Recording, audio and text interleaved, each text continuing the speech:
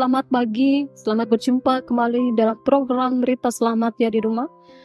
Bersama saya Pendeta Rini Silpana yang melayani di Resort Tanuarama. Sebelum memulai rangkaian aktivitas panjang hari ini, mari bersama kita merenungkan firman Tuhan. Nasir pada hari ini diambil dalam kitab 1 Yohanes pasal yang kedua, ayat yang ke-18 hingga 27.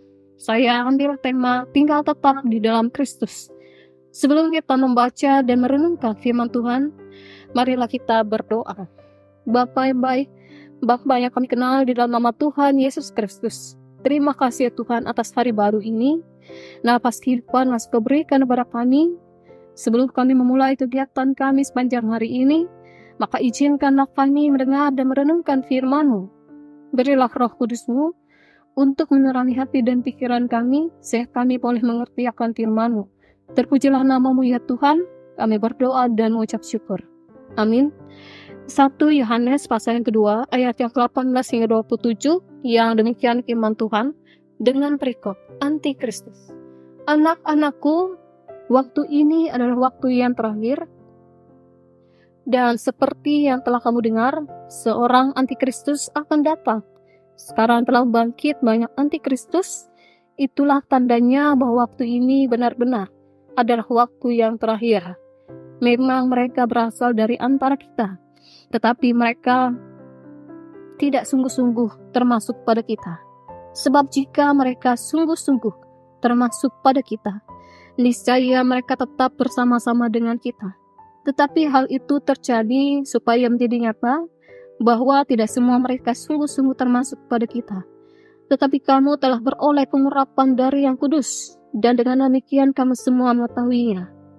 Aku menulis kepadamu, bukan karena kamu tidak mengetahui kebenaran, tetapi justru karena kamu mengetahuinya dan karena kamu juga mengetahui bahwa tidak ada dusta yang berasal dari kebenaran. Siapakah pendusta itu? Bukankah dia yang menyangkal bahwa Yesus adalah Kristus? Dia itu adalah Antikristus, yaitu dia yang menyangkal baik bapa maupun anak. Sebab barang siapa menyangkal anak, ia juga tidak memiliki bapa. Barang siapa mengaku anak, ia juga memiliki bapa. Dan kamu, apa yang telah kamu dengar dari mulanya, itu harus tetap tinggal di dalam kamu. Jika apa yang telah kamu dengar dari mulanya itu tetap tinggal di dalam kamu, maka kamu akan tetap tinggal di dalam anak dan di dalam bapa. Dan inilah janji yang telah dijanjikannya sendiri kepada kita, yaitu hidup yang kekal. Semua itu kutulis kepadamu, yaitu mengenai orang-orang yang berusaha menyesatkan kamu, sebab di dalam diri kamu tetap ada pengurapan yang telah kamu terima daripadanya. Karena itu, tidak perlu kamu diajar oleh orang lain, tetapi sebagaimana pengurapannya mengajar kamu tentang segala sesuatu, dan pengajaran itu benar, tidak dusta, dan sebagaimana ia dahulu telah mengajar kamu, demikianlah hendaknya kamu tetap tinggal di dalam Dia. Amin. Saudara yang dikasihi oleh Tuhan, apa yang kita lakukan ketika kita tahu bahwa dunia akan segera berakhir? Kemana kita akan pergi dan apa yang kita akan lakukan? Mungkin kita dengan secepat mungkin melakukan hal-hal yang kita inginkan. Namun sayangnya, kita tidak akan pernah tahu kapan dunia akan berakhir.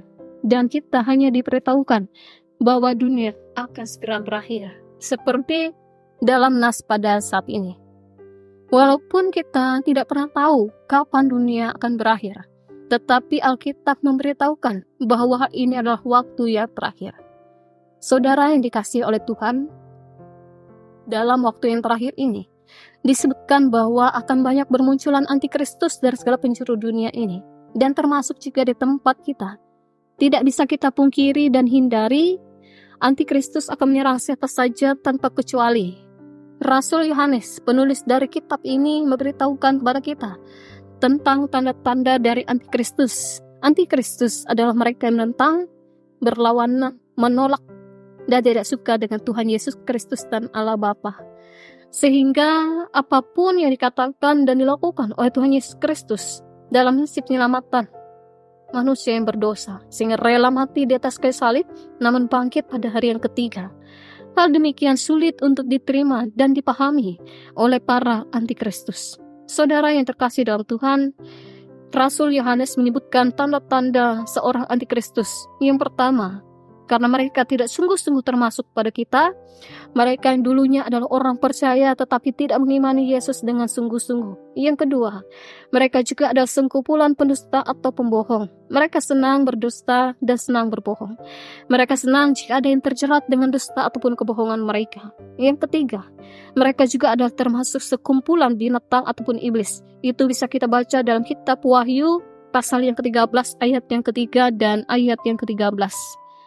Saudara yang dikasihi oleh Tuhan, sebenarnya mereka sudah menerima pengurapan Roh Kudus, pengurapan dari Yang Maha Kudus.